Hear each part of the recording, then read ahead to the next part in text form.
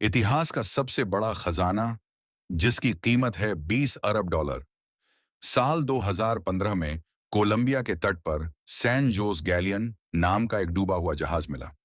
इसे खोजकर्ताओं की दुनिया में पवित्र ग्रेल कहा जाता है। लेकिन हैरानी की बात यह है कि 10 साल बीत जाने के बाद भी और आधुनिक तकनीकों के बावजूद यह खजाना आज भी समुद्र के तल पर ही पड़ा है।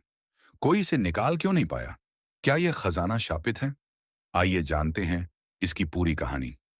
इस कहानी की शुरुआत होती है आज से 300 साल पहले, साल 1708 में। Spanish galleon San Jose America से यूरोप जाने के लिए तैयार था। इस जहाज पर स्पेन के राजा के लिए अपार संपत्ति लदी थी। स्पेनिश राजशाही इस पैसे पर बहुत ज्यादा निर्भर थी, क्योंकि पिछले 10 सालों से कोई खजाना स्पेन नहीं पहुंचा था। लेकिन रास्ते में खतरा था। एक फ्रांसीसी कैदी जो अंग्रेजों की कैद से भाग निकला था, उसने स्पेनिश अधिकारियों को चेतावनी दी कि 4 अंग्रेजी युद्धपोत समुद्र में घात लगाए बैठे हैं और उनका लक्ष्य है स्पेन का यह खजाना लूटना। सैन जोस कोई मामूली जहाज नहीं था। 40 मीटर लंबे इस जहाज पर 62 तोपें थीं और 600 लोगों का क्रू सवार था। इसके कप्तान थे जोस फर्नांडीज डी सेंटिलन। कप्तान के सामने एक बड़ी दुविधा थी। या तो वो बंदरगाह पर रुककर तूफानों के मौसम का जोखिम उठाएं या फिर अंग्रेजों से लड़ने के लिए समुद्र में उतरें। कप्तान ने दूसरा रास्ता चुना और कार्ताजेना बंदरगाह की ओर चल पड़े। लेकिन उन्हें यह नहीं पता था कि यह उनकी सबसे बड़ी भूल होने वाली थी। जहाज पर जो सोना और चांदी था, वो पेरू और बोलीविया की खदानों से निकाला गया था। स्पेनियों ने इसके लिए हजारों स्थानीय लोगों और दासों से अमानवीय परिस्थितियों में काम करवाया था। शायद इसीलिए कुछ लोग मानते हैं कि इस खजाने पर उन मजलूमों का श्राप था। 8 जून 1708 की शाम कैप्टन चार्ल्स वेगर के नेतृत्व में अंग्रेजी जहाजों ने स्पेनिश बेड़े पर हमला कर दिया। अंग्रेजों का मकसद जहाज डुबाना नहीं, बल्कि खजाना लूटना था। लेकिन तभी कुछ ऐसा हुआ जिसकी किसी ने उम्मीद नहीं की थी।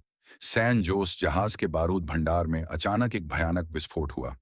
आग की लपटें आसमान छूने लगीं और पलक झपकते ही 20 अरब डॉलर के खजाने और 600 नाविकों के साथ सैन जोस हमेशा के लिए समुद्र की गहराइयों में समा गया। केवल मुट्ठी भर लोग ही जिंदा बचे। अंग्रेज खाली हाथ रह गए।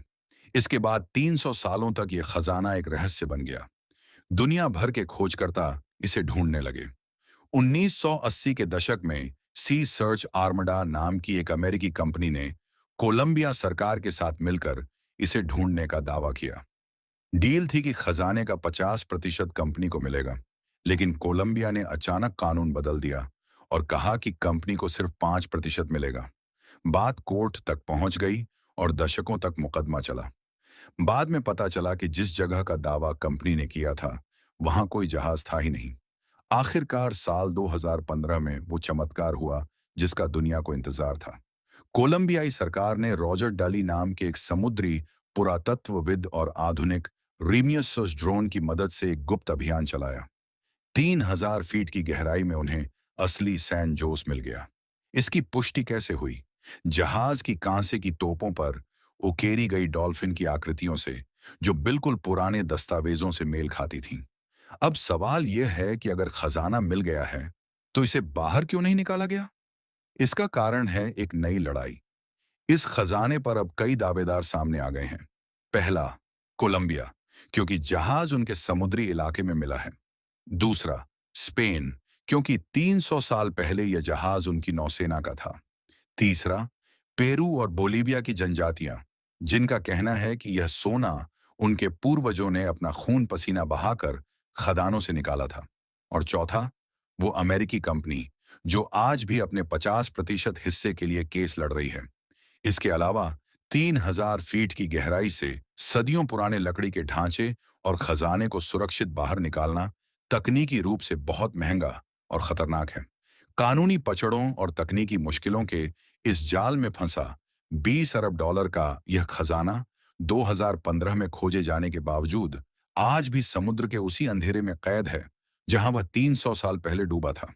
शायद इतिहास का यह सबसे बड़ा खजाना कभी भी पानी से बाहर ना आ पाए।